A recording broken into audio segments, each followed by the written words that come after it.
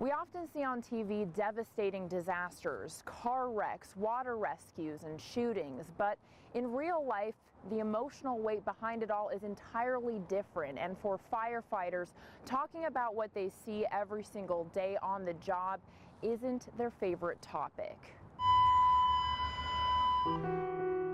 It's a tragedy that made national headlines in Spokane County.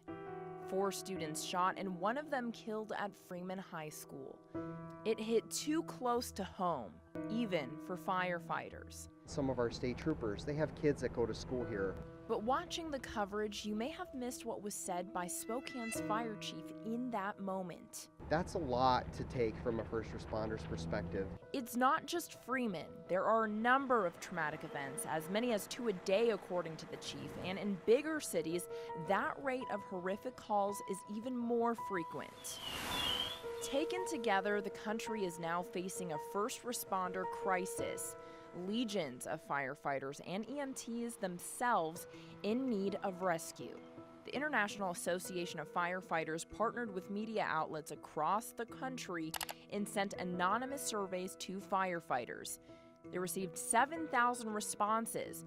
Almost all surveyed, 95% say they experience critical stress on the job, and 3/4 of them say it leaves them with unresolved issues. 71% say they have trouble sleeping, and 65% are constantly haunted by the memories of bad calls.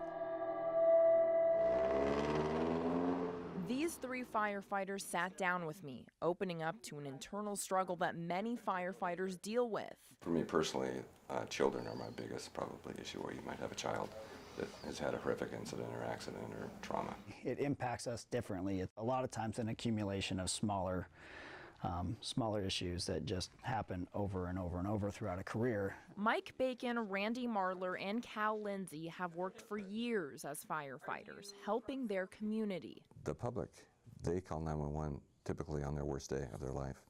And firefighters have to be at their very best when they respond. And what a firefighter can see on the job can be emotionally exhausting. It's in our nature to be the ones that are doing the helping, and it's not in our nature to ask for help. But the culture is now changing at fire stations. Behind the scenes at the Freeman High School shooting, a firefighter peer support group stepped in, ready to help their own. We've learned that, you know what, there's other ways to deal with this. Instead of keeping it all balled up inside of you and creating this culture where it's all macho and you're not allowed to express your feelings, you're not allowed to share, we reverse that. According to the national survey, 77% of firefighters think peer-to-peer support helps. I think the real value of our peer support group here in Spokane is that they are firefighters that have done the job, have seen the things that everyone has seen. We're finding that there's more value to that than having a clinical psychologist come in from the outside and try to understand our perspective in a snapshot. Cal says his peer support group is working on a policy to meet with fire stations regularly.